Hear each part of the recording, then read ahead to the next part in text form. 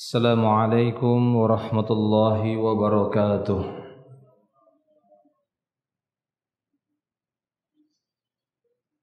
Innal hamdalillah nahmaduhu wa nasta'inuhu wa nastaghfiruh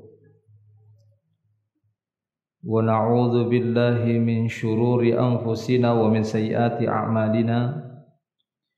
Man yahdihillahu fala mudhillalah wa man yudlil fala hadiyalah.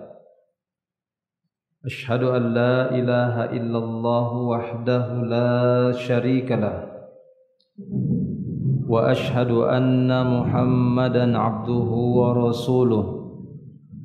Allahumma salli wa sallim ala Rasulillah nabiyina Muhammadin sallallahu alaihi wasallam wa ala alihi wa ashabihi wa man tabi'ahum bi ihsanin ila yaumiddin.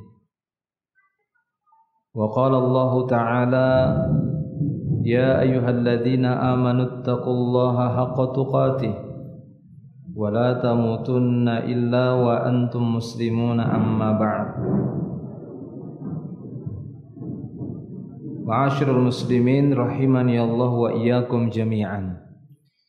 Alhamdulillah, kita bersyukur kepada Allah tabaraka wa ta'ala atas segala nikmatnya. Pada siang hari yang berbahagia ini diiringi dengan turunnya hujan, kita memohon kepada Allah tabaraka wa ta'ala agar kita diberikan manfaat dari hujan yang diturunkan ini, dan kita manfaatkan waktu yang ada untuk melanjutkan pembahasan kita. Ini di antara kiat-kiat ataupun sebab-sebab khusyuknya di dalam salat. Di antara sebab yang lainnya yang disebutkan dalam buku ini, yakni ma'rifatu mazayal khusyu'i fis salati.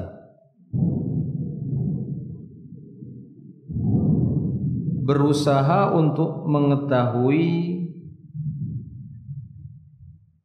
karakteristik khusyuk di dalam solat itu bagaimana.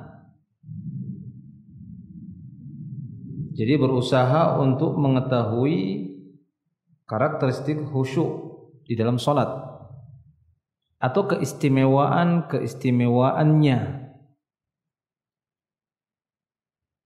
Karena sesungguhnya seperti yang sudah pernah kita sampaikan di awal-awal pembahasan ini, inti dari semua yang diajarkan oleh Nabi sallallahu alaihi wasallam yang berkenaan dengan salat, tujuannya adalah untuk meningkatkan nilai kekhusyuan salat. Dan itu sudah kita bahas sebagiannya. Bahkan dari beberapa bentuk gerakan-gerakan di dalam salat itu mengandung makna kekhusyuan, ataupun setidaknya menjadi pemicu kekhusyuan. Jadi itu bukan semata-mata gerakan-gerakan yang hampa belaka, tapi memiliki kekuatan untuk menjadikan salat seseorang itu menjadi salat yang benar-benar khusyuk di hadapan Rabbnya, di hadapan Allah tabaraka wa ta'ala. Nah, di sini akan beliau sampaikan beberapa keistimewaan kekhusyuan ataupun karakteristiknya. Yang pertama, yakni berdasarkan sabda Rasulullah sallallahu alaihi wasallam. Beliau bersabda di dalam sebuah hadis yang sahih, dan hadis ini diriwayatkan oleh Imam Muslim di dalam sahihnya. Beliau bersabda, ma min imri'in muslimin tahduruhu salatun maktubatun fayuhsinu wudu'aha wa khusyu'aha wa ruku'aha illa kanat kafaratan lima qablaha minadz-dzunubi ma lam ya'ti kabiratan wa dzalika ad-dahra kullah. Rawahu Muslim. Kata beliau sallallahu alaihi wasallam, tidaklah seorang muslim tahduruhu salatun maktubah. Tidaklah seorang muslim mendapatkan waktu salat wajib. Tidaklah seorang muslim mendapatkan waktu salat yang wajib, yakni salat 5 waktu maksudnya. Salatun maktubah, salat wajib itu ada 5 bagi kaum muslimin yang sudah kita fahami dan sudah dimaklumi oleh setiap kaum muslimin dan muslimah. Ini salat subuh, salat zuhur, asar, maghrib dan isya. Nah, tidaklah seorang muslim mendapatkan waktu salat yang wajib ini fayuhsinu wudu'aha, kemudian dia berusaha untuk memperbagus wudunya. Nah, ini dia. Ini maksudnya karakteristik khusyuk. Ya. Ini keistimewaan kekhusyuan. Jadi sebelum dia mengerjakan salat, maka sudah terlihat tanda-tanda kekhusyuannya. Jadi benar-benar ingin khusyuk dalam salat. Apa itu? Ihsanul wudu, memperbagus wudunya. Kenapa? Karena dia ingin mendapatkan nilai salat yang sempurna. Bahkan sebelum salat dia sudah berusaha menyempurnakan salat itu dengan cara memperbagus wudunya. Ini kata beliau. Fayuhsinu wudu'aha, dia perbagus wudu salat yang akan dia kerjakan. Dia perbagus wudu'aha, domir ini kembali kepada salat. Salat maktubah tadi. Jadi dia perbagus wudu salat wajib yang akan dia kerjakan. Namun bukan berarti ketika kita hendak mengerjakan salat sunnah kemudian kita asal-asalan mengerjakan wudu, kan cuma sunnah saja. Tidak. Tidak demikian. Karena tidak boleh bagi kita untuk menyepelekan satu amal kebaikan pun di dalam Islam. La tahqiranna minal ma'rufi syai'an, kata beliau. Jangan kalian menyepelekan, meremehkan satu jenis kebaikan pun di dalam Islam ini. Jangan remehkan. Karena boleh jadi yang kita anggap remeh itu ternyata itulah amal yang besar dan diterima di sisi Allah. Tapi amalan yang kita anggap besar, yang kita anggap itu hebat, ya, akan tetapi ternyata amal itu merdud, ditolak oleh Allah. Kenapa? Banyak aibnya. Ya, banyak kekurangan di dalamnya sehingga menyebabkan Allah menolaknya. Ada sebuah amalan yang sepele namun dikerjakan penuh dengan ketulusan dan ikhlas, Allah Ta'ala menerimanya, memberatkan timbangannya dan menjadikannya sebagai penebus dosanya. Maka jangan remehkan satu amal kebaikan pun di dalam Islam. Sekalipun itu sholat sunnah, ya kita berupaya untuk menyempurnakan wudu tadi. Demikian juga sholat wajib dalam hadis ini. Ma min imri'in muslimin tahduruhu salatun maktubatun fayuhsinu wudu'aha, kata beliau. Dia baguskan wudunya. Dan tidak hanya itu, wa khusyu'aha, dia perbagus khusyuknya. Dia bagusin lagi khusyuknya. Dia memang berusaha untuk mencari kekhusyuan dalam salat itu memang mau dia cari. Bukan cuma semata-mata melepaskan wajib saja, yang penting sudah selesai dikerjakan. Bukan. Tapi memang dia ingin mencari kekhusyuan di dalam salat itu. Dia ingin mencari ketenangan. Dia ingin mencari ketundukan dan kepatuhan kepada Allah. Sebagaimana makna khusyuk yang telah kita jelaskan di awal pertemuan. Nah, jadi dia berusaha untuk fayuhsinu khusyu'aha. Dia berusaha untuk memperbaiki khusyuknya solat tadi. Wa ruku'aha, dia berusaha untuk memperbaiki atau menyempurnakan rukun-rukun dalam solat tadi. Baik itu rukuknya, sujudnya, gerakannya, bacaannya, berdirinya, duduknya, dia perbagus. Sebagaimana yang telah dilakukan oleh Nabi Sallallahu Alaihi Wasallam. Jadi benarlah apa kata Nabi kita sallallahu alaihi wasallam dalam hadisnya, "Shallu kama raaitumuni usolli." Salatlah kalian sebagaimana kalian melihat aku mengerjakan salat. Kenapa? Karena dengan mengetahui tata cara salat Nabi, maka kita bisa mendapatkan nilai kesempurnaan dari setiap gerakan-gerakan salat tadi. Karena beliau adalah orang yang paling sempurna salatnya, Nabi kita sallallahu alaihi wasallam. Nah, ini kata beliau dalam hadis ini. Fa yuhsinu ruku'aha. Kemudian dia sempurnakan rukun-rukun salat itu. Jadi kita sempurnakan bagaimana berdiri yang bagus, bagaimana rukuk yang bagus sesuai dengan rukuknya Nabi, bagaimana i'tidalnya, bagaimana turunnya ketika mau sujud, bangkitnya ketika mau berdiri, sujudnya di anggota sujud yang mana, duduknya, posisi duduknya bagaimana, dan seterusnya, posisi tangannya dan seterusnya. Itu ada semuanya di dalam hadis-hadis, di dalam sunnah Nabi SAW dan diterangkan oleh para ulama. Nah, ini yang perlu dipelajari, ini yang perlu disempurnakan. Fayuhsinu, ini kata beliau sallallahu alaihi wasallam. Jika ini dia lakukan, illa kanat kafaratan lima qablaha minadz dzunub, maka tidaklah ini dilakukan oleh seseorang muslim ketika mendapati waktu salat, dia bagusi wuduknya, dia bagusi kekhusyuannya, dia bagusi rukun-rukun salatnya, illa kanat kafaratan, melainkan ini salatnya itu menjadi kafarah, menjadi kafarah lima qablaha minadz dzunub, akan menjadi penggugur dosa yang telah lalu yang dia kerjakan. Jadi dosa-dosa yang lalu dihapus karena sholatnya tadi.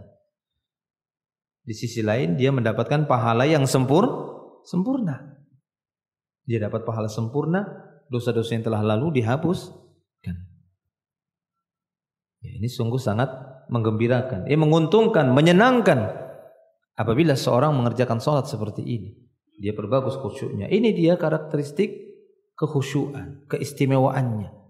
Apa itu keistimewaannya? Menggugurkan dosa. Namun kata beliau sambungan hadisnya, malam ya'ti kabiratan, selama dia tidak mendatangi dosa besar. Kenapa? Karena perbuatan dosa besar itu tidak terhapus dengan sekedar mengerjakan salat. Sekedar dia mengerjakan salat, hapus dosa ribanya, nggak bisa. Sekedar mengerjakan salat, terhapus dosa mencurinya, ya nggak bisa. Nanti setiap orang mencuri tinggal salat saja kan langsung gugur. Ya. Kenapa? Karena yang namanya dosa besar itu terhapus dengan taubat kepada Allah Subhanahu wa taala. Itulah dosa besar. Tidak bisa dia terhapus dengan sekedar melakukan amal-amal soleh, diantaranya sekedar mengerjakan salat, hapus dosa-dosa besar. Dia berzina, sekedar salat, hapus dosanya. Ya. Jadi kata beliau, malam ya'ti kabiratan, selama dia tidak mendatangi dosa besar. Wa dzalika dahra kullah, dan ini berlaku setiap saat, maksudnya 1 tahun ya setiap saat. Artinya setiap dia salat ini berlaku janji seperti ini. Ya, ini diampuni dosa-dosanya yang telah lalu. Yang dimaksud di sini dosa-dosa kecil. Ya, kenapa dosa-dosa kecil tidak terlalu disebutkan? Kita dapati banyak dosa-dosa besar yang lebih banyak disebutkan.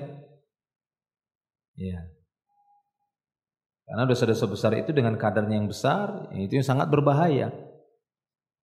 Ya, adapun dosa-dosa kecil ini jelas lebih banyak. Ya, dosa-dosa kecil itu lebih banyak, sehingga kerepotan kalau disebutkan semua, hanya sebagian saja. Tapi banyak di sana potensi seorang hamba terjatuh kepada dosa kecil. Nah, para jemaah yang Allah Subhanahu wa taala, ini salah satu keistimewaan dari menjaga kekhusyuan di dalam salat. Apabila seorang hamba berusaha ya untuk mengetahui mazayal khusyuk, keistimewaan khusyuk ini, dan dia berusaha untuk memperolehnya dengan cara apa? Dengan cara tadi. Setiap dia mendatangi salat, maka dia perbagus wuduknya, dia perbagus rukun-rukun salat yang akan dia kerjakan, gerakan-gerakannya. Nah, kedua ataupun yang berikutnya, Masih ma'rifatu mazayil khusyuk, mengetahui keistimewaan khusyuk atau karakteristik kekhusyuan di dalam salat. Tadi berdasarkan hadis yang pertama. Yang kedua kata beliau, annal ajrul maktuba bihasabil khusyu'i. Ketahuilah bahwa pahala yang tertulis di sisi Allah itu sesuai dengan kadar kekhusyuan. Ya, sesuai dengan kadar kekhusyuan. Semakin tinggi kadar kekhusyuan seseorang, maka semakin besarlah pahala yang akan dia peroleh. Ini dia. Jadi semakin tinggi nilai kekhusyuannya, semakin baik kekhusyuannya, semakin besar pahalanya. Semakin lalai dia di dalam menyempurnakan kekhusyuannya, maka semakin kecil pahala yang akan tertulis baginya dari pahala solat. Apa buktinya? Yakni dalil berikut ini. Di sabda Nabi SAW yang diriwayatkan oleh Imam Ahmad di dalam musnadnya, demikian juga disebutkan dalam Sahihul Jami'.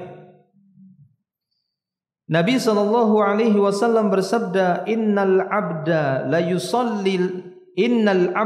yusalli salata ma yuktabu lahu minha illa ushuruha tusu'uha thumunuha subu'uha sudusuha khumusuha rubu'uha thuluthuha nisfuha. Ini kata beliau sallallahu alaihi wasallam. Jadi sesungguhnya seorang hamba, sungguh dia mengerjakan sebuah solat, tidaklah dituliskan baginya dari pahala solat itu, melainkan dia hanya mendapati 1/10-nya saja. Berapa itu 1/10 kalau dipresentasikan? 10% saja. Jadi ada orang-orang yang mengerjakan sholat bukan 100% dia dapat, tapi berapa? Cuma 10%. Usyuruha. 1/10-nya saja. Ya, cuma 10% saja dari 100. Kemana 90-nya? Tertolak, nggak diterima. Dari 100% nilai sholat itu seharusnya bisa dapat 100, cuma 10%. Apa yang menjadi patokannya, yang menjadi tolak ukurnya? Khusyuk. Ya, kekhusyuan. Wasta'inu bis-sabri was-salah fa innaha lakabiratun illa 'alal khashi'in. Ini kata Allah Subhanahu wa taala dalam surah Al-Baqarah. Carilah bantuan dengan berbuat kesabaran. Kita akan terbantu kalau kita bersabar. Dan carilah bantuan dengan mengerjakan sholat. Jadi kalau ingin dapat bantuan pertolongan Allah, cari melalui sholat, sabar dan sholat. Kenapa demikian? Fa innaha lakabirah, kata Allah Subhanahu wa taala. Karena sesungguhnya sholat itu adalah sesuatu yang kabirah, sesuatu yang besar urusannya. Bukan perkara yang sepele sholat itu, tapi itu perkara yang besar dalam Islam. Itu masuk bagian dari rukun Islam setelah 2 kalimah syahadah. Ini urusan besar. Ini merupakan perkara yang besar. Ya. Kecuali bagi orang-orang yang khusyuk. Nah, orang yang khusyuk ini akan terasa ringan. Akan terasa ringan ketika dia mengerjakan sholat. Tapi bagi orang-orang yang kurang khusyuknya, maka ini tidak akan terasa besar sholat itu. Tapi akan terasa kecil. Tapi bagi orang yang khusyuk, dia akan mendapatkan pahala yang besar. Ya, karena ini adalah merupakan amalan yang besar di dalam Islam. Jadi kekhusyuan yang menjadi tolak ukur utama untuk mendapatkan besar ataukah kecil dari pahala sholat itu sendiri. Dan terbukti dalam hadis ini, diriwayatkan oleh Imam Ahmad tadi yang kita sebutkan. Sungguh seorang hamba mengerjakan satu solat, tidaklah dituliskan baginya dari solat itu illa usyuruha, melainkan cuma 1/10 saja. Tusu'uha ataupun 1/9-nya saja. Berapa 1/9-nya? 11%. Nah, teruslah hitunglah, kan begitu ya. Iya, ini dia hitungan matematikanya Nabi. Iya, sumunuha atau 1/8. Subu'uha atau 1/7. Sudusuha atau 1/6 yang dia dapat. Khumusuha atau 1/5. Ya, 25% ya. rubu'uha atau dia mendapatkan cuma seperempat saja, sulusuha atau dia dapat sepertiga saja, atau nisfuha dia hanya mendapatkan separuh dari solat itu saja. Beda-beda. Jadi setiap orang yang mengerjakan solat maka dia akan mendapatkan pahala yang berbeda satu dan yang lainnya. Ditinjau dari sisi apa? Dari kekhusyuan. Nah, disinilah pentingnya seorang mempelajari keistimewaan dan karakteristik khusyuk itu bagaimana. Nah, itu yang harus perlu diperhatikan. Karena akan semakin melejitkan nilai pahala solatnya. Semakin dia memperhatikan solat itu sendiri, memperhatikan kekhusyuan dari solat itu sendiri. Ini dia para jemaah yang dimuliakan Allah Subhanahu wa taala. Kemudian yang lainnya kata beliau, di antara keistimewaan khusyuk di dalam solat ini, annahu laisa lahu min salatihi illa ma aqala minha, kama jaa an Ibni Abbas radhiyallahu anhu, laisa laka min salatika illa ma aqalta minha. Ini juga satu poin penting dari keistimewaan khusyuk ataupun bisa disebut karakter dari kekhusyuan itu, bahwa seorang tidak akan mendapatkan kesempurnaan dari solatnya kecuali apa yang dia fahami dari solat tadi. Ya, ma'aqala minha, ini apa yang dia sadari, karena kan ada seorang yang solat tidak sadar. Ya, jadi akalnya, pikirannya itu kemana-mana. Nah, kalau dia berusaha untuk mengkonsentrasikan akalnya pada solat itu, semakin tinggi konsentrasinya, maka akan semakin besar pahalanya. Sehingga para ulama menganjurkan pada doa-doa di dalam solat yang itu ada beberapa doa, maka usahakanlah untuk mengganti-ganti satu doa dan yang lainnya. Apa tujuannya? Untuk aqala minas sholah, agar dia bisa konsentrasi memperhatikan solat. Nabi SAW itu adalah seorang yang sangat memperhatikan salat. Ya. Sampai-sampai beliau SAW minta diganti pakaiannya karena ada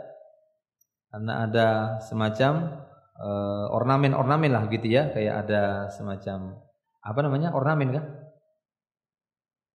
Baju kan biasanya ada ininya. Motif.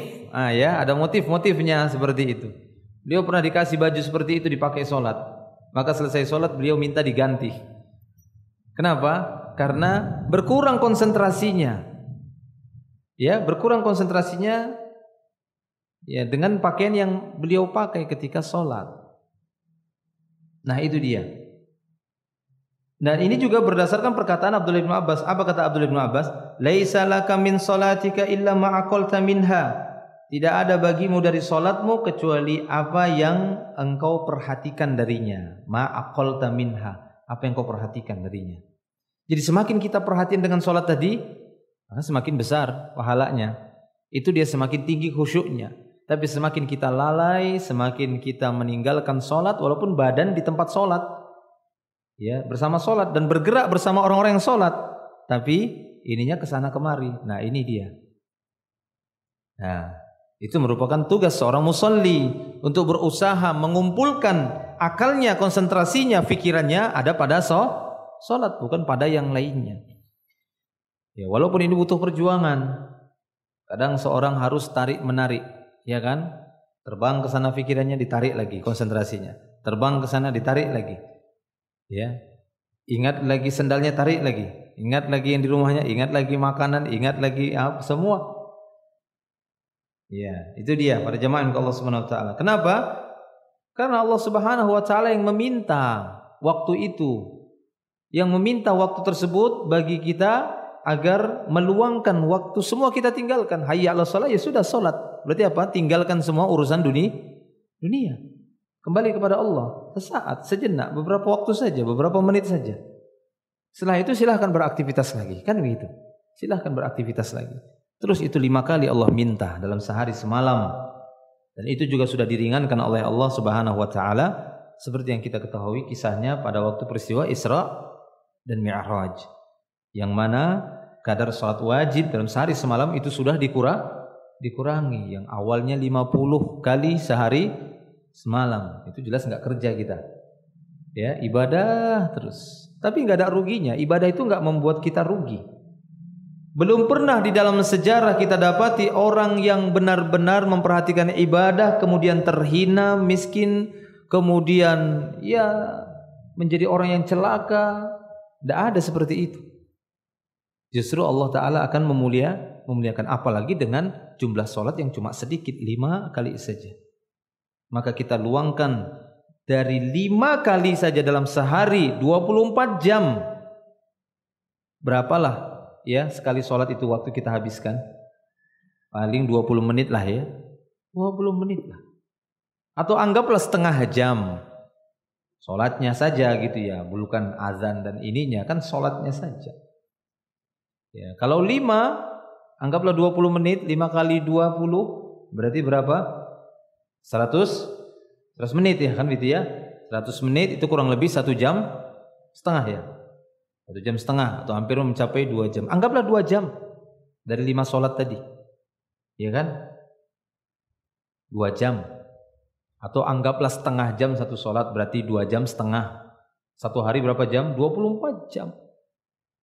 Allah Ta'ala hanya meminta 2 jam setengah sajalah. Ya. Untuk mengerjakan sholat wajib tadi. Maka hendaknya kita berusaha, bahkan kalau bisa kita paksa. Kenapa? Karena syaitan itu enggak pernah tinggal diam. Dia tidak membiarkan seorang anak Adam itu mendapatkan nilai kekhusyuan dalam sholat. Melainkan dia akan mengatakan, uzkur hadha, ingat ini, ingat itu, ingat ini, ingat itu, sehingga seorang lupa sudah rakaat keberapa dia. Kan itu. Rakaat keberapa sudah ini? Ya, syaitan tidak tinggal diam. Terutama dari kalangan syaitan khinzib atau khonzab dibaca ya, khonzab atau syaitan khinzib. Kenapa? Karena syaitan yang jenis ini memang syaitan yang bertugas untuk menggoda atau memberikan bisikan bagi orang yang sholat. Jadi dia nggak mempan dengan bacaan Al-Fatihah, justru dia mengganggu Al-Fatihah kita. Dia tidak mempan dengan bacaan-bacaan Al-Quran, ya artinya bukan lari dia kita baca, tapi justru dia ganggu bacaan kita. Nah ini dia para jemaah yang Allah Subhanahu Wa Taala. Jadi ini dia kata Abdullah bin Abbas, di antara karakteristik kekhusyuan adalah berusaha memfokuskan pikiran, konsentrasi pikiran di dalam mengerjakan salat. Ya, bahkan Nabi kita sallallahu alaihi wasallam pernah satu saat mengganggu salatnya hanya karena ada sisa-sisa emas yang masih bermalam di rumahnya. Yang belum beliau sedekahkan, belum beliau infakkan, itu mengganggu salat beliau. Seperti ini diceritakan oleh ya sahabat ketika mereka sedang sholat bersama Nabi, sholat asar pada waktu itu, sholat asar.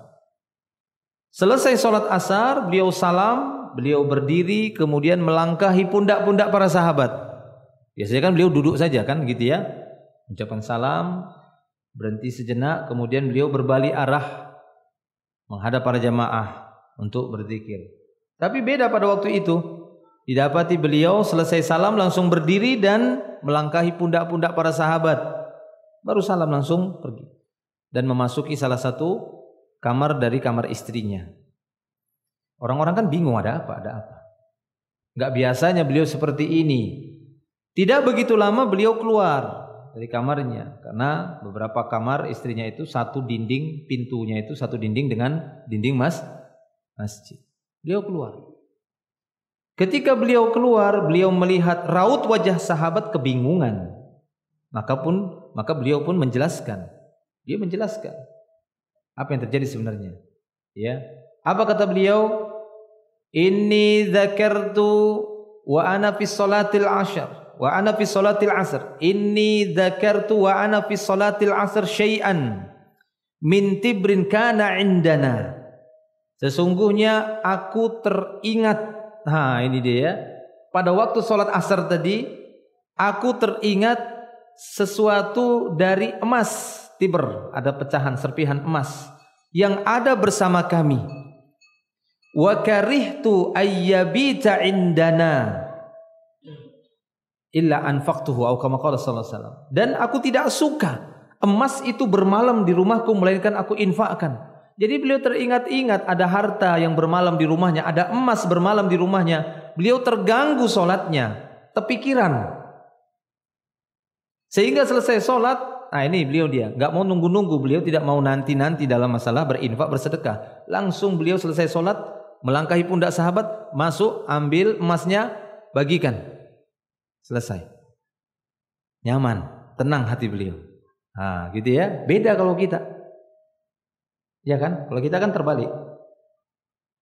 Kalau nggak ada uang nggak konsentrasi sholat. Ya, kalau nggak ada harta tidak konsentrasi sholat. Kalau ada harta tersimpan baru nyaman, tenang. Tenang sudah sholatnya. Ya, tapi tidak beliau. Beliau tidak ingin harta itu bermalam. Melainkan beliau infakkan, segera beliau infakkan. Nah, ini menunjukkan bahwasanya beliau pun terkadang bisa terganggu sholatnya karena memikirkan sesuatu dalam sholatnya. Cuma bedanya sama kita, kalau beliau terfikir ya dengan harta yang terlalu lama disimpan-simpan, beliau nggak suka menyimpan harta lama-lama. Makanya ketika beliau meninggal dunia, beliau tidak meninggalkan banyak harta, nggak ada warisan rebutan bagi-bagi, nggak ada, ya kan? Kenapa? Karena semasa hidupnya beliau sudah menghabiskan hartanya.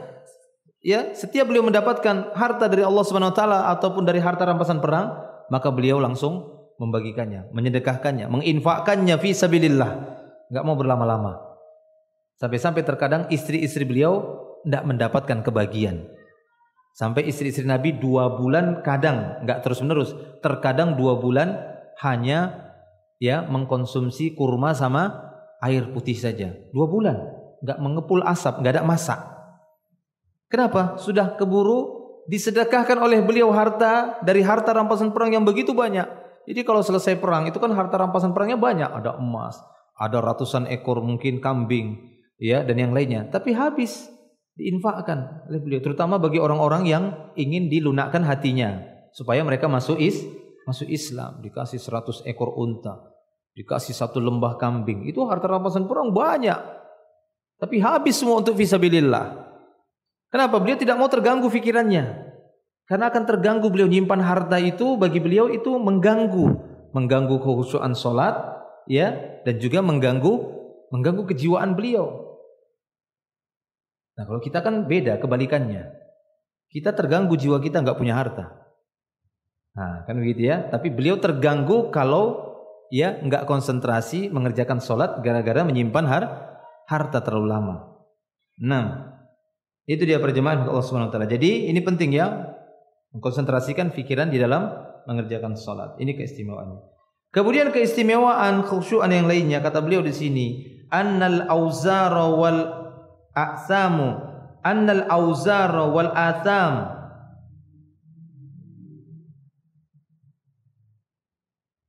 Ya, tanhattu anhu idza shalla bitamamin wa khusyu'in. Jadi annal auzara wal athama tanhattu anhu idza shalla bitamamin wa khusyu'in. Sesungguhnya dosa-dosa itu akan gugur. Ya, akan gugur apabila dia mengerjakan salat itu dengan sempurna.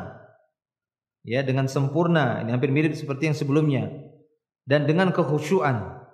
Kama qala Nabi sallallahu alaihi wasallam, sebagaimana sabda An-Nabi sallallahu alaihi wasallam, innal abda idza qama yusalli, sesungguhnya seorang hamba apabila dia berdiri mengerjakan salat, utiya bidzunubihi kulliha, maka akan didatangkan semua dosa-dosanya. Ini dia. Jadi apabila salah seorang di antara kita berdiri di dalam salatnya, maka akan didatangkan dosa-dosanya semua oleh Allah Subhanahu wa taala. Insyaallah. Ya, didatangkan semua dosa-dosanya ketika seorang berdiri dalam salat. Ya.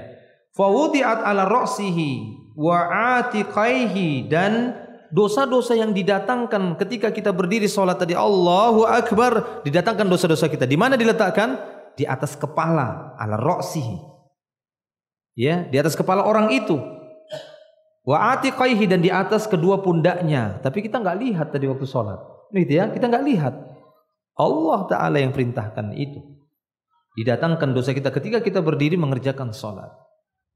Nah, Fa kullama raka'a aw sajada tasaqatat anhu, rawahul Baihaqi fi Sunan Al-Kubra wa fi Sahihil Jami. Maka tatkala dia ruku ataupun dia sujud, dosa-dosa yang ada di atas kepala dan pundaknya tadi tasaqat, ya ini berguguran, tasaqatat anhu, berjatuhan, gugur dosanya. Sehingga salah seorang sahabat yang bernama Abdullah ibnu Umar menyebutkan, apa sih hikmah Nabi sering memperpanjang ruku dan sujud? Tidak kan? Kadang-kadang sebagian orang, apa sih kok dipanjang-panjang lama-lamain ruku dan sujudnya? Ini ternyata salah satu hikmahnya. Karena setiap seorang mengerjakan sholat, tatkala seorang berdiri di dalam sholatnya, dia memulai sholatnya, dikumpulkan dosa-dosanya, didatangkan semuanya dosa-dosanya, diletakkan di atas kepala dan pundaknya. Fakullama raka'a, ketika dia ruku, tasaqatat anhu, jatuhan dosa itu. Semakin lama ya semakin banyak jatuhnya. Allah jatuhkan dosa tadi ketika kita ruku di hadapan Allah. Ketika kita sujud, apalagi kalau ruku dan sujudnya dengan kekhusyuan, bukan dengan hayalan. Ada kan ruku hayal ya, sujud ngayal, tidur lagi. Sujud kan begitu ya, enggak tahu dia imam sudah salam. Gitu ya, dia baru terbangun. Ini maksudnya yang khusyuk ruku. Itu jatuh dosa-dosa itu, gugur kata beliau. Inilah hikmahnya kenapa beliau memperpanjang ruku dan sujudnya sampai panjang sekali rukunya. Sampai pernah satu saat ketika beliau sujud, sahabat bingung kok enggak bangkit-bangkit. Iya. Ketika ada seorang yang mengangkat kepalanya, oh ternyata ada anak-anak main di pundaknya. Kan begitu ya.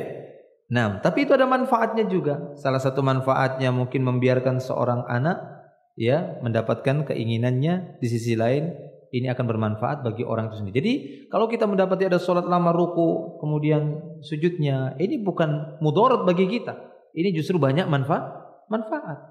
Justru yang merugikan itu apabila ruku dan sujud seperti ayam mematuk, kan ini yang dilarang. Tidak ada tumak nina. Kayak ada pegas di sini, ya kan? Ada pegas namanya kan, ada pernya gitu. Jadi sini ada per, teng. Pokoknya ini kayak pegas gitu. Itu bukan sholat kalau tumak nina. Ya, demikian ya, ikhwan ya.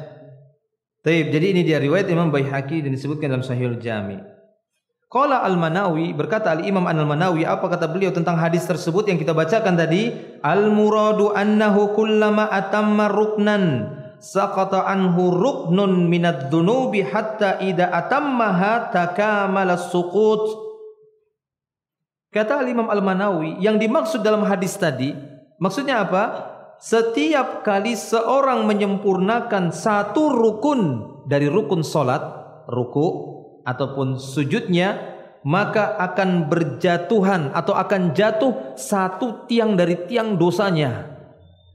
Nah itu dia, satu rukun dari dosa-dosanya. Hatta idza atammaha, maka sampai dia menyempurnakan seluruh rukun-rukun salat, maka akan sempurna. Artinya selesailah seluruh dosa-dosanya tadi, habis berjatuhan, berguguran.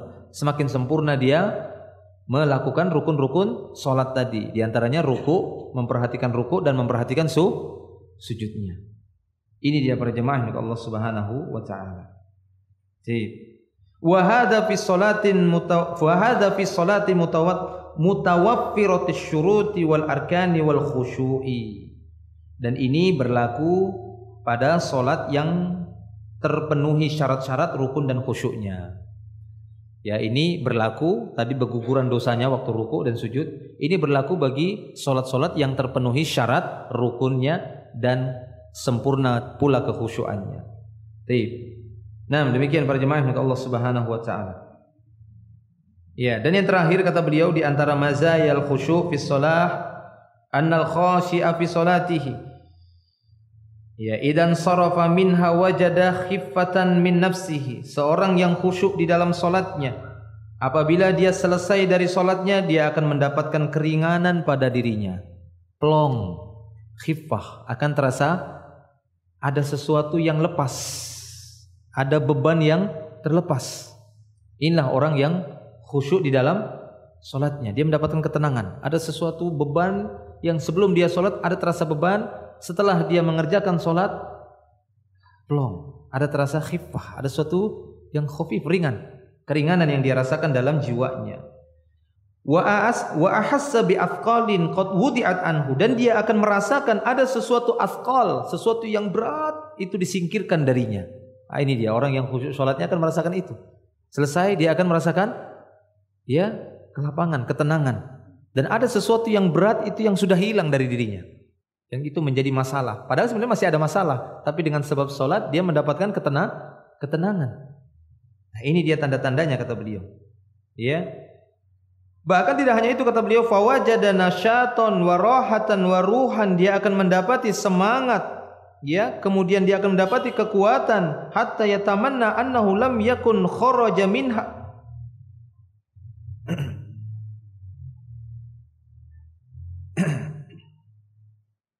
Bahkan dia berangan-angan kalau sekiranya dia tidak keluar dari salat tadi. Jadi sampai-sampai dia berangan-angan kalau sekiranya dia di salat terus. Kenapa? Karena saking dia dapati ketenangan di dalam salat tadi. Itu dia. Ya.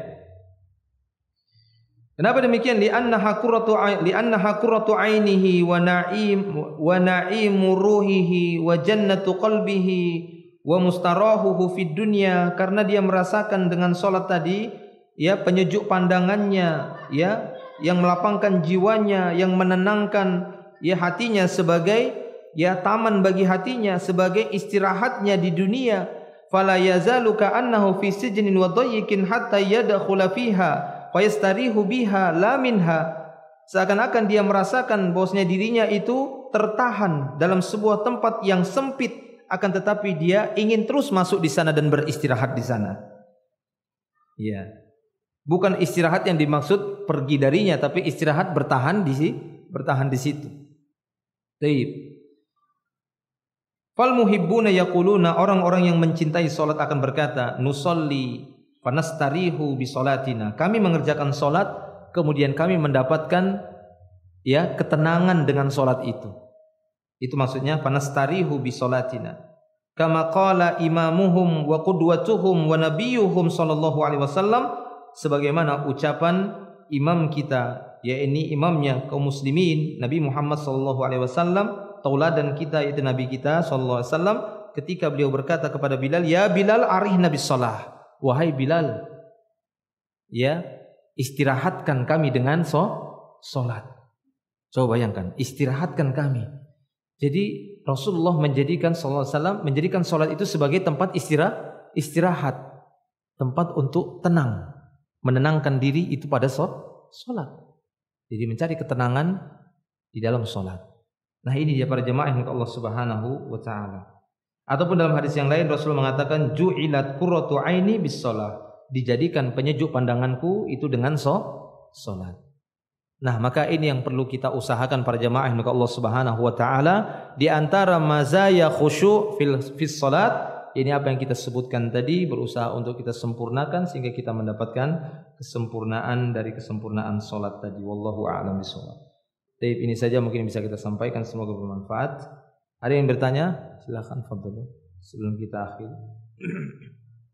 Ya.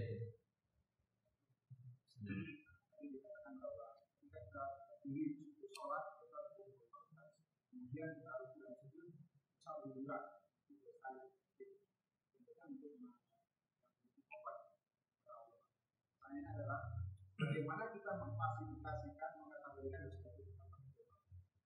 Yang pertama. Yang kedua, saya memahami bahwa ibadah itu mungkin target.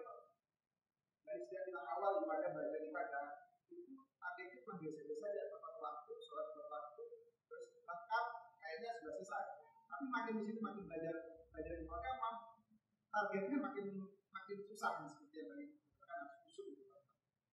Pertanyaan saya, adakah umat Rasulullah juga bisa sempurna ibadahnya? Dan bagaimana? Apakah orang-orang yang belum sempurna akan berpahala juga?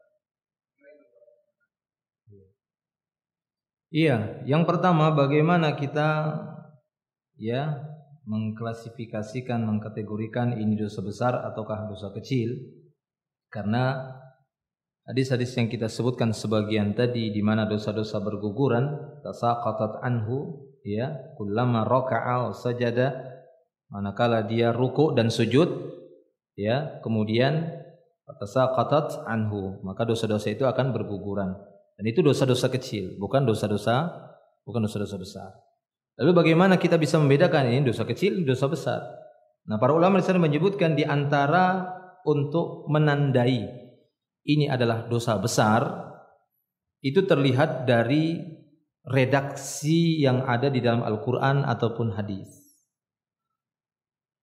Ya, redaksi-redaksi di dalam Al-Quran dan hadis itu terkadang disebutkan sebuah perbuatan salah, keliru, tapi tidak disebutkan ancamannya. Namun itu perbuatan yang salah. Nah, maka kalau yang seperti ini jenis dosa-dosa yang bisa dimasukkan ke dalam kategori dosa kecil. Ya, namun bukan berarti karena dia dosa kecil kemudian kita remehkan, bukan.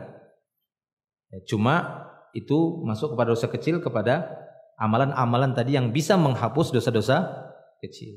Lalu dosa-dosa besar bagaimana? Ya, ini dosa-dosa yang diredaksi dari Al-Quran dan Sunnah itu didapati ancamannya, bukan cuma disebutkan bentuk kesalahan, tapi dapati ancamannya.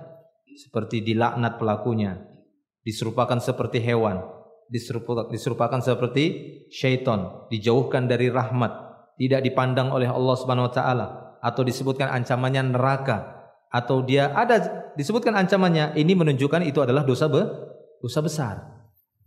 Ya, untuk dosa-dosa yang seperti ini maka butuh taubat. Ya, ini butuh untuk bertaubat kepada Allah Subhanahu wa taala. Ya, itu nanti bisa kita lihat, bisa kita cek sendiri. Apakah itu dosa besar ataukah dosa kecil?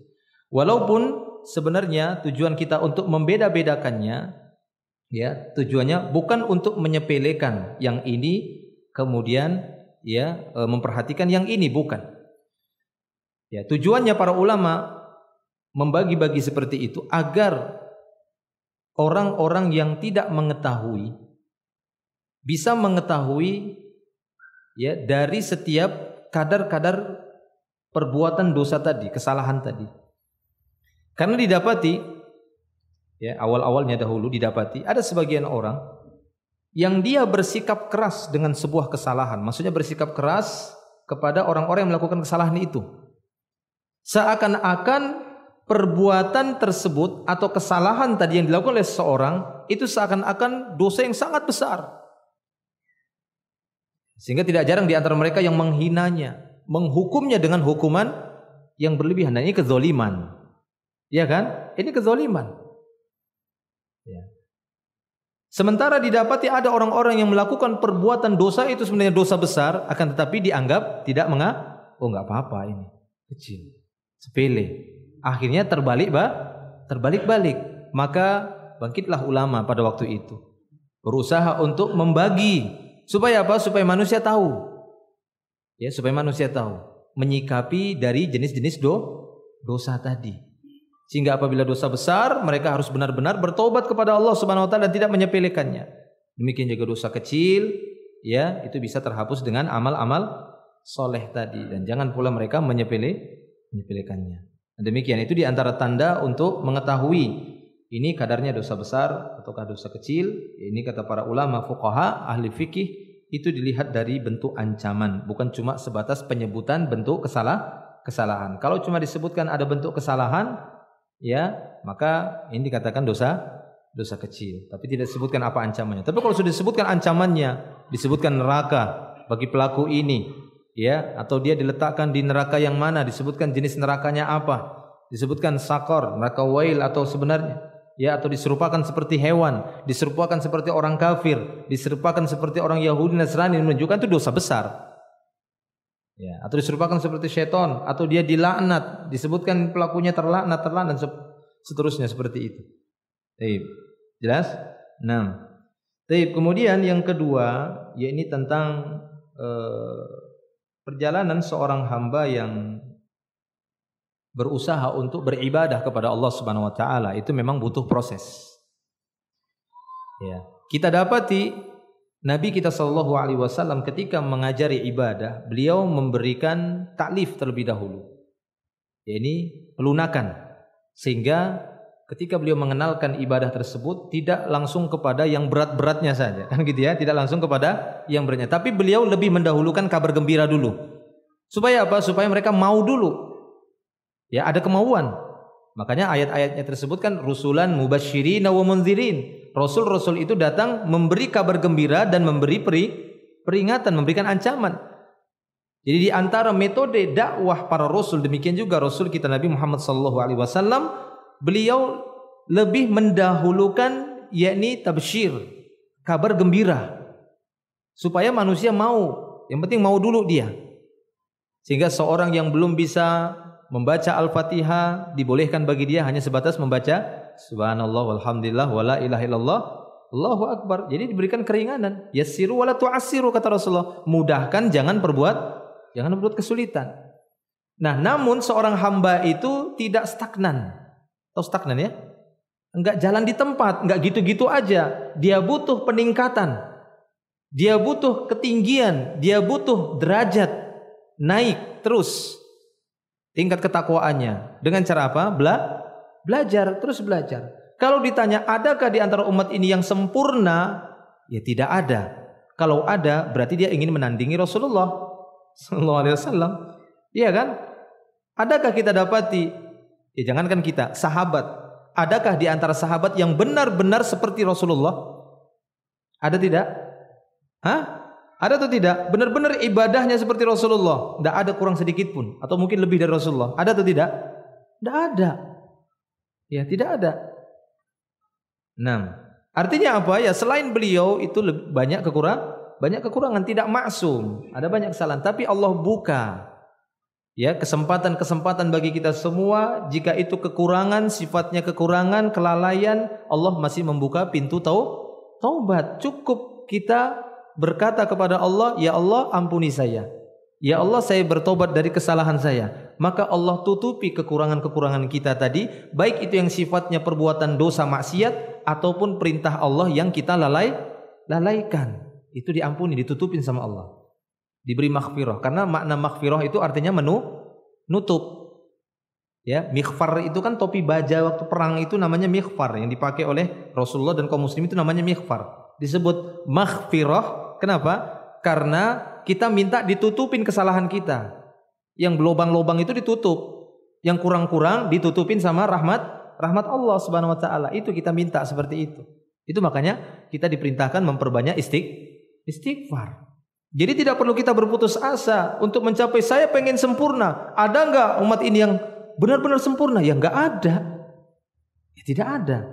Rasulullah mengatakan secara umum, kullu bani Adam khata. Setiap anak Adam itu banyak kesalahan, bukan khati tapi khata. Banyak salah kita banyak salah.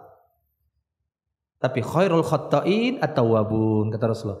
Sebaik-baik orang yang banyak berbuat dosa adalah orang-orang yang banyak pula bertobat. Kalau kita sadar diri kita ini banyak melakukan kesalahan, baik kesalahan dalam artian melanggar larangan atau kesalahan dalam artian melalaikan kewajiban, ini kan kesalahan semuanya. Kita tahu hal itu banyak kita lakukan, baik masalah ibadah, sholat dan yang lainnya kita lalaikan.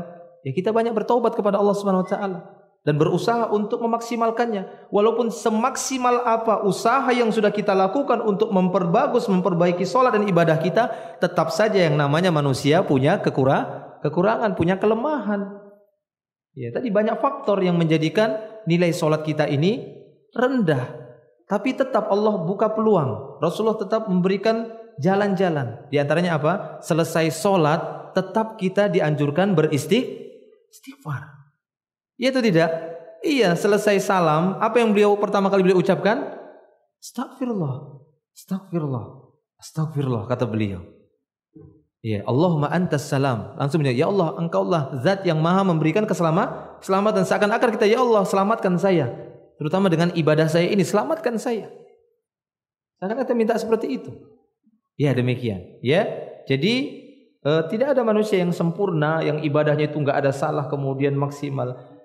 Ya, bahkan Nabi kita SAW ketika beliau mengatakan bahwasanya tidak ada seorang pun yang masuk surga dengan amalnya. Ada kan? Beliau mengatakan demikian. Ya. bahwasanya seorang itu masuk surga bukan dengan amalnya. Maka para sahabat tanya, ya Rasulullah, wala anta, engkau juga ya Rasulullah, engkau tidak masuk surga, ya, engkau masuk surga bukan karena amalmu? Bukan. Saya juga masuk surga bukan karena amalan saya, akan tetapi karena Allah mencurahkan rahmatnya kepada saya. Jadi itu murni rahmat Allah Subhanahu wa taala. Itu yang kita cari. Itu yang kita cari. Kita melaksanakan perintah Allah ini ibadah hanya semata-mata ingin mencari maghfirah dan rahmatnya. Kita mau cari rahmatnya. Karena orang yang sudah dapat rahmatnya, Masya Allah, selesai semua masalah. Kalau sudah dapat rahmat Allah Subhanahu wa taala. Dengan apa? Ya dengan terus berusaha tadi. Memperbaiki sholat kita, terutama memperbaiki sholat ataupun yang lainnya. Demikian. Wallahu a'lam bishawab. Taib, ada lagi? Silahkan, kalau masih ada waktu. Kalau tidak ada, iya, terakhir.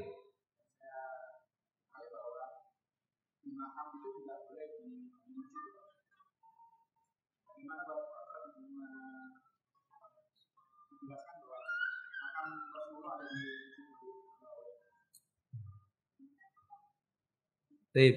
Kita ketika menghukumi sesuatu kembali kepada asal muasal. Tatkala Nabi SAW meninggal dunia, maka beliau bukan dikuburkan di masjid. Ya kan? Di mana beliau dikuburkan? Di kamarnya Aisyah radhiyallahu anha, bukan di masjid. Dan kamarnya Aisyah itu memang bersebelahan dengan masjid. Seperti yang kita sebutkan tadi, pintunya itu satu dinding. Pintunya rumah Rasulullah, kamarnya Aisyah itu satu dinding bahkan. Jadi intinya beliau itu dikuburkan bukan di masjid, tapi di kamarnya, bahkan di bawah tempat tidurnya Aisyah. Diangkat tempat tidurnya, digali lubang situ, lahat. Di situ beliau dikuburkan. Ya, di situ beliau dikuburkan. Ini hukum asalnya. Jadi kalau kita ingin menghukumi sesuatu, kita kembalikan kepada asal muasalnya. Setelah itu berganti ya kekuasaan kota Madinah yang waktu itu, sehingga terjadi pelebaran dan dilebarkan masuk kepada kuburan Nabi tadi, dimasukkan ke dalam bagian masjid. Ya, sebagaimana yang kita saksikan saat ini. Nah, kalaupun kita ingin menghukumi hadis Nabi yang mengatakan bahwasanya tidak boleh, ya, yang intinya di situ tidak boleh kuburan masuk di tempat masjid atau masjid dibangun di atas kuburan, artinya harus dipisah karena doanya saja beda kan? Doa masuk kuburan apa? Ya, assalamualaikum ahlul kubur atau ahlad diyar. Kalau doa masuk masjid, ya Allahumma aftah li abwaab rahmatik. Lah kalau masjidnya di situ ada kuburannya, mau baca doa apa kita? Nah, kan bingung kan? Masa dua-duanya dibaca doanya? Ini enggak bingung jadinya. Iltibas, rancu jadinya. Jadi harus dipisah. Ini asalnya masjid tidak bergabung dengan kuburan, dan menyatu, harus dipisah. Kalau kita hukumi sabda Nabi, loh, ini gimana kuburan Nabi sendiri sekarang udah masuk pada bagian masjid? Ingat bahwa Nabi SAW dikuburkan ya di kamar Aisyah di tempat meninggalnya. Kenapa? Ini kekhususan. Ya, selain Nabi maka dikuburkan di tempat pekuburan kaum muslimin di Baqi, tapi khusus para nabi yang diingat Abu Bakar pada waktu itu. Dia mengingat Nabi bersabda, tidaklah seorang nabi diwafatkan oleh Allah melainkan Allah suka agar dia dikuburkan di tempat dia meninggal. Makanya disitulah waktu itu beliau meninggal di atas ya kasurnya Aisyah, disitulah beliau dikuburkan. Ya, kalau sekiranya kita ingin ya mengambil hukum dari hadis Nabi itu sendiri harus dipisah. Sekarang ya kalau kita katakan kuburan Nabi harus dipindah, boleh atau tidak? Tidak boleh. Kenapa? Karena ini sudah ketetapan Allah. Setiap Nabi dikuburkan di tempat dia meninggal. Beda dengan kita. Kalau kita dikuburkan di mana? Di tempat kuburan kaum muslimin. Ya, jadi nggak bisa, artinya kuburan Nabi itu nggak bisa dipindah karena ini sudah kesepakatan umat ini. Nabi itu dikuburkan di tempat dia meninggal. Selain Nabi nggak berlaku ini. Ya, nggak berlaku ini. Ketika ada seorang mungkin meninggal dunia, dia di jalan, kan begitu. Di situ dia meninggal. Apa di situ dia harus dikuburkan? Nggak boleh kan? Ini khusus bagi Nabi. Dia dikuburkan di tempat dia meninggal. Ada orang meninggal di rumah sakit, kemudian buat kuburan di rumah sakit. Nggak boleh. Dia dikuburkan tempat kaum muslimin. Nah, ini kekhususan bagi Nabi. Artinya beliau punya kekhususan, tidak disamakan seperti umatnya. Jadi tetap di situ. Kemudian kita katakan, oh kalau gitu Masjid Nabawi kita pindah. Masjid Nabawi juga berbeda. Ada 3 masjid yang Allah khususkan dibandingkan masjid yang lain. Apa itu? Masjidil Haram, Masjid Nabawi, sama Masjid Aqsa. Ini tidak boleh dipindah. Kenapa? Karena punya keutamaan sendiri. Sholat di Masjidil Haram itu seperti berapa? 100.000 kali dibandingkan masjid yang lain. Di Masjid Nabawi seperti 1000 kali di masjid yang lain. Di Masjidil Aqsa 500 kali. Selain itu nggak ada kekhususan di masjid ini berapa kali dibanding sama masjid yang lainnya, nggak ada, sama. Berarti tidak bisa dipindah. Dua-dua ini nggak bisa. Kuburan Nabi sama masjid Nabi adalah tempat yang baku. Artinya dia punya hukum tersendiri. Nggak bisa kita hukumi seperti masjid-masjid yang lain. Kalau masjid-masjid yang lain ada kuburannya, mereka nggak sama seperti Masjid Nabawi. Kuburan yang ada di dalamnya juga bukan Nabi, ya kan? Yang harus dikuburkan di masjid. Padahal Nabi sendiri bukan dikuburkan di masjid, cuma dikuburkan di tempat dia meninggal. Nah itu dia. Jelas ya? Jadi beda hukumnya. Jadi kalau kita itu bagaimana Masjid Nabawi ada kuburannya? Nah kita kembalikan kepada hukum asal muasal tadi. Hukum asalnya beliau di mana dikuburkan. Dan ini punya hukum khusus. Kuburan Nabi sama Masjid Nabawi punya hukum khusus.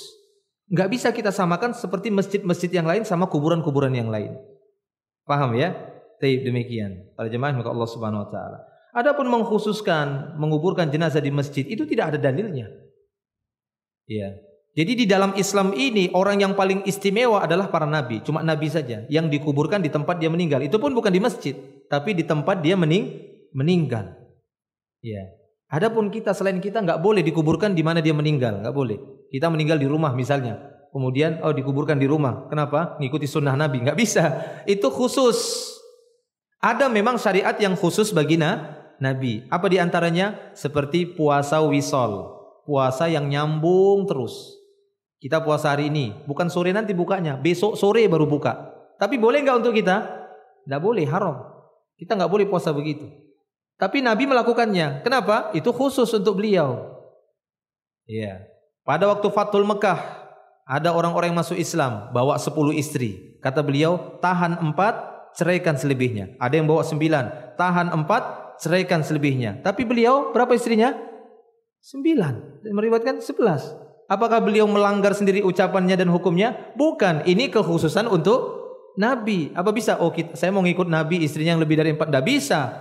Karena sudah ada dikhususkan bagi kita, ya ini maksimal 4. Nah Rasulullah mengkhususkan kita kalau meninggal di kuburan kaum muslimin. Makanya kan tidak ada sahabat-sahabat itu ya kecuali dia dibaki kan begitu ya. Kecuali kuburannya Abu Bakar dan Umar. Kenapa kok ini boleh? Nah ini muncul lagi pertanyaan. Loh Abu Bakar, Umar kok di sebelah Nabi, ini kenapa boleh? Nah kita lihat kembali kepada sumber hukum Islam. Sumber hukum Islam ada berapa? Pertama, Al-Quran. Kedua, hadis. Yang ketiga, ijma. Apa ini ijma? Jadi bukan sepakat bahasanya ya. Ketika semua umat diam dalam satu perkara, itu namanya sudah ijma. Diam semua. Berarti itu ijma. Ketika Abu Bakar meninggal dunia dan dikuburkan di sebelah Nabi, siapa yang protes waktu itu? Tidak ada. Semua diam. Ini merupakan apa? Ijma. Siapa yang berani bantah ijma? Sesat. Siapa yang berani membantah, menyelisihi ijma, berarti orang sesat. Ijma'nya ini seperti ijma'nya kita dengan sholat 5 waktu. Ya kan? Gitu ya. Siapa yang membantahnya berarti tersesat. Ketika Umar dikuburkan di sebelahnya Abu Bakar, adakah sahabat waktu itu yang protes, yang enggak setuju? Enggak, semuanya diam. Diamnya sahabat ini ijma. Tapi setelah itu sudah selesai. Ya kan? Selesai. Sehingga kalau ada yang bertanya, loh gimana kuburannya Abu Bakar, kuburannya Umar? Ya kita katakan itu adalah ijma. Dari mana kalian tahu? Coba bawakan siapa sahabat yang protes waktu itu. Ada tidak? Enggak ada. Iya. Kalau sekarang ada yang dikuburkan di masjid, apakah kita semua seluruh Indonesia diam? Wah, ada yang protes itu. Wah, jangan itu masjid kok dipakai kuburan. Berarti itu tidak ijma, itu khilaf. Suatu yang khilaf dihindarkan berarti. Kan begitu ya? Berarti dia harus dikuburkan di kuburan kaum muslimin. Kalau ada seorang meninggal dikuburkan kaum muslimin, ada enggak khilaf di sana? Ya enggak ada, memang di situ tempatnya kan begitu ya. Paling yang keluarganya saja yang khilaf, yang pengen dikuburkan di masjid. Misalnya ada seperti itu. Jelas ya? Baik, demikian. Wallahu a'lam bishawab. Cukup mungkin dari sini, nanti insyaallah kita sambung lagi di pertemuan yang berikutnya. Semoga bermanfaat. Akhiru da'wana alhamdulillah, subhanakallahumma bihamdik, asyhadu an la ilaha illa anta astaghfiruka wa atubu ilaik. Assalamualaikum warahmatullahi wabarakatuh.